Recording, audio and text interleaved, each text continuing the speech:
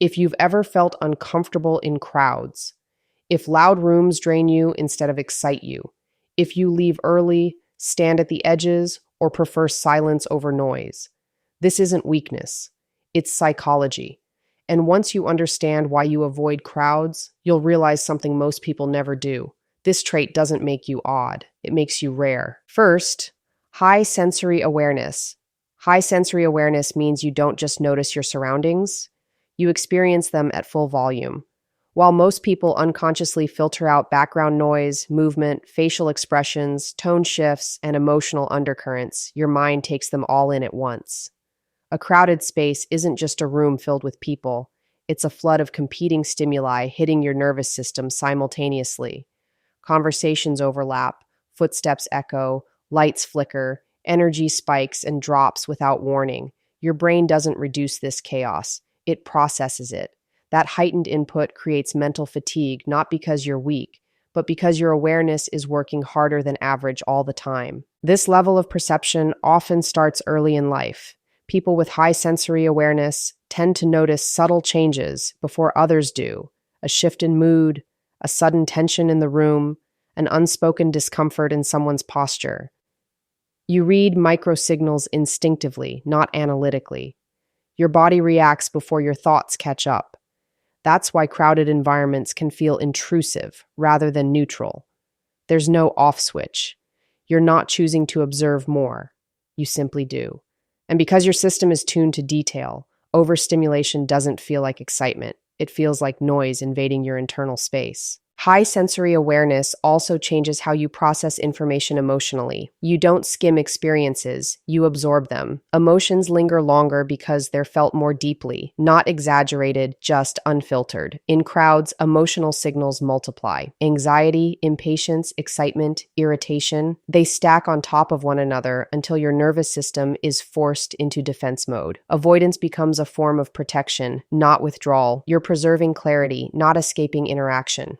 When others leave energized, you leave depleted because your brain has been running at maximum bandwidth the entire time. This trait is often misunderstood because it doesn't look dramatic.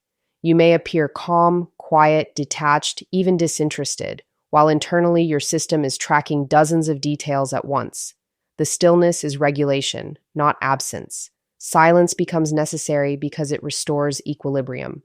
Solitude allows your senses to recalibrate, your thoughts to organize, your nervous system to settle back into balance. You aren't avoiding stimulation because you can't handle life. You're avoiding excess because you experience life more intensely than most people around you. Second, strong internal identity. A strong internal identity means your sense of self is generated from the inside rather than assembled from external feedback. You don't need constant confirmation to know who you are, and because of that, social environments don't define you in the way they define others. In crowds, people often unconsciously adjust themselves to match the dominant tone. They mirror opinions, adopt expressions, shift behavior to stay aligned. You don't do this automatically. Your values, preferences, and boundaries remain intact regardless of who is present. That stability can make group settings feel unnecessary or even disruptive because they demand subtle self-editing that you don't instinctively engage in. People with strong internal identity are less reactive to social pressure because their reference point is internal consistency, not external approval. You measure alignment by how something feels against your principles, not by how well it's received. This creates a quiet resistance to trends, groupthink, and emotional contagion. In crowded spaces where opinions and emotions move fast and loudly, that resistance requires effort, not because you're tempted to conform, but because you're constantly aware of the pull to dilute yourself. The noise isn't just sensory, it's psychological.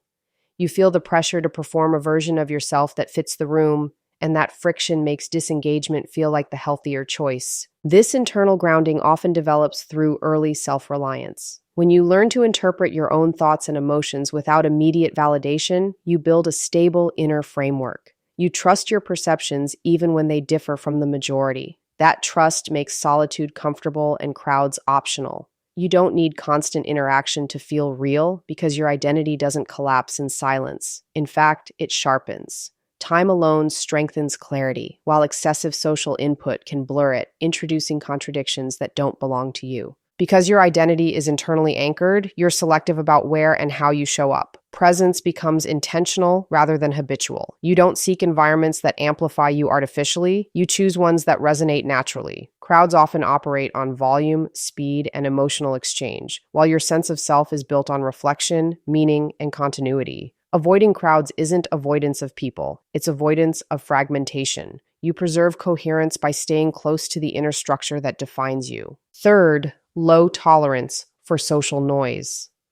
Low tolerance for social noise doesn't mean you dislike people, and it doesn't mean you lack social skill. It means your mind is oriented towards substance rather than stimulation. Social noise is the constant background chatter of performative conversation, surface-level reactions, exaggerated responses, and unspoken pressure to participate even when nothing meaningful is being exchanged. In crowded environments, this noise multiplies. Conversations overlap without depth, opinions are shared without thought, and energy is spent maintaining presence rather than understanding.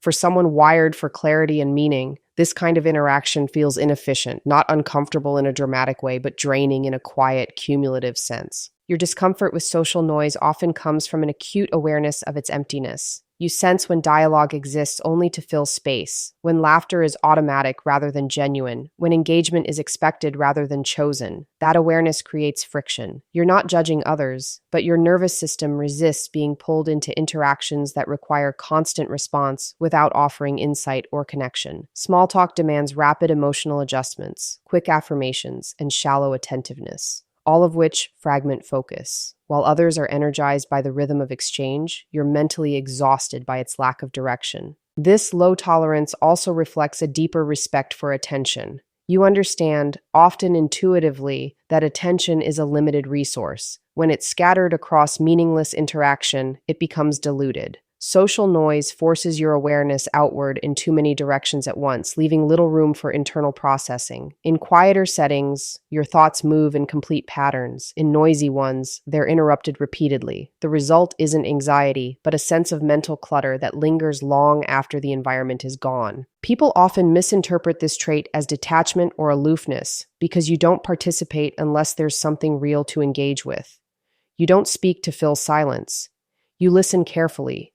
And when the exchange lacks depth, you withdraw rather than perform interest. This isn't avoidance, it's discernment. You prefer fewer interactions with higher significance over constant low-value connection. Crowds tend to reward visibility and immediacy, while your temperament values intention and coherence. The mismatch makes social noise feel invasive, not because it's loud, but because it demands your presence without respecting your focus. Fourth, independent thinking pattern. An independent thinking pattern means your mind doesn't automatically synchronize with the dominant perspective in a room. While many people unconsciously absorb opinions, emotional tones, and behavioral cues from those around them, you maintain cognitive separation. You observe first. You evaluate internally before responding. In crowded environments, this creates a subtle but constant tension because groups tend to move quickly toward consensus. Ideas are repeated, reinforced, and rewarded through agreement, while hesitation or silence is often interpreted as disengagement. For someone who thinks independently, that pace feels rushed and imprecise, forcing conclusions before understanding has fully formed. You're more comfortable holding uncertainty than adopting a borrowed belief. Your thinking unfolds in layers, connecting patterns rather than reacting to surface statements. This process requires mental space. Crowds reduce that space by introducing competing narratives, emotional cues, and social expectations all at once. The pressure isn't overt, but it's persistent. There's an unspoken demand to take a position, express alignment, or contribute to the collective direction. You resist this not out of defiance, but because your conclusions aren't ready until they've been tested against your own reasoning. Silence becomes a tool, not a weakness. Independent thinkers often develop this trait through early experiences where self-trust mattered more than approval. When you learn to rely on your internal judgment, you become less influenced by volume and repetition. You notice when ideas gain traction due to confidence rather than accuracy. You see how emotional intensity can override logic in groups. That awareness creates distance, not emotional detachment, but analytical distance. You're present, but not absorbed. You listen closely while remaining internally anchored, which can make social participation feel asymmetrical. You're taking in far more than you're giving back. This pattern naturally leads to selectivity in social engagement. You prefer conversations that allow exploration rather than performance, where disagreement isn't treated as threat and depth isn't sacrificed for speed. Crowds rarely offer that structure. They reward quick reactions, simplified positions, and visible agreement. Your thinking doesn't compress easily. It expands, loops back, and refines itself over time. Being surrounded by constant input disrupts that process, making withdrawal feel like preservation rather than isolation. You step back not to disengage from people, but to protect the integrity of your thought process. Fifth, emotional self-regulation. Emotional self-regulation means you have an internal system that monitors and manages your emotional state before it spills outward. Rather than reacting immediately to external stimuli, you register, process, and adjust internally. This creates a calm exterior that is often mistaken for emotional distance, when in reality it reflects discipline and awareness. In crowded environments, emotional signals multiply rapidly. Moods shift, tensions rise and fall, excitement spreads, irritation leaks into conversation. For someone attuned to emotional regulation, this constant influx demands continuous adjustment, not because you're overwhelmed, but because you're actively preventing unnecessary emotional escalation. You're sensitive to how quickly emotions can be borrowed from the environment. Crowds tend to amplify feeling without context. Enthusiasm becomes excessive. Anxiety becomes contagious. Frustration spreads without a clear source. You notice these shifts immediately.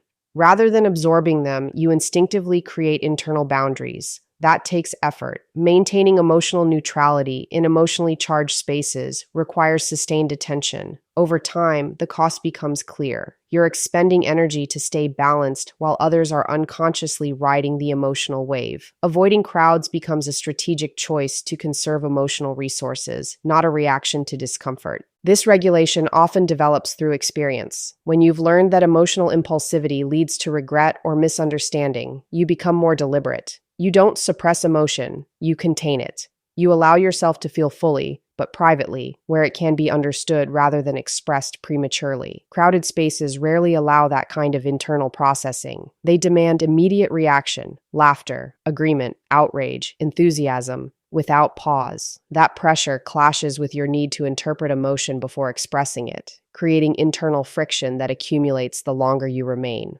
Because of this, solitude and quieter environments feel restorative rather than lonely. They offer emotional stability without constant recalibration. In these spaces, your emotions can settle into clarity instead of being shaped by external noise. People often assume you're withdrawn when you step away from crowds, but what you're actually doing is preserving emotional coherence.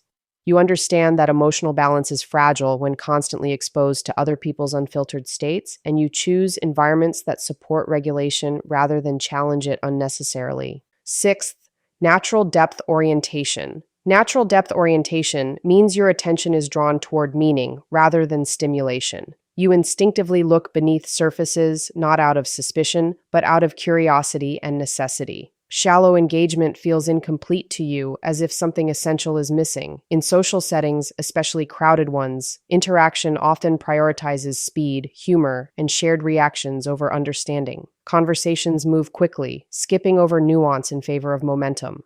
For someone oriented toward depth, this creates a sense of disconnection. You're present physically, but mentally you're searching for something that isn't being offered. This orientation shapes how you relate to people and experiences. You want to understand motives, patterns, and implications, not just outcomes. You listen for what's implied rather than what's stated. When someone speaks, you notice contradictions, emotional undertones, and unresolved tension. Crowds make this difficult because depth requires space. Multiple conversations, shifting dynamics, and constant interruptions fracture the continuity needed for meaningful exchange. The environment rewards broad participation rather than sustained focus, leaving little room for exploration beyond the surface layer. People with natural depth orientation often feel energized by one-on-one conversations or long periods of reflection because those settings allow thoughts to unfold fully. Ideas are examined, not rushed. Silence isn't awkward, it's productive. In contrast, Crowded spaces compress interaction into short bursts that prioritize reaction over reflection. You're expected to contribute quickly, to move on before an idea has settled. That demand clashes with your internal rhythm, which favors integration over immediacy. Over time, this mismatch creates fatigue, not because you're disengaged, but because your mind is constantly braking against a faster, shallower pace. This depth orientation also influences how you measure value. You're less impressed by popularity, visibility, or volume. You care about coherence, honesty, and substance. Crowds often operate on social reinforcement. What gets attention grows, regardless of depth. You see this clearly, and that awareness creates distance. Not superiority, but misalignment. You're not avoiding people. You're avoiding environments that discourage the kind of engagement your mind naturally seeks. Meaning requires room to breathe, and you gravitate towards spaces that allow complexity rather than flatten it. If you avoid crowds, it's not because you lack something. It's because you perceive more.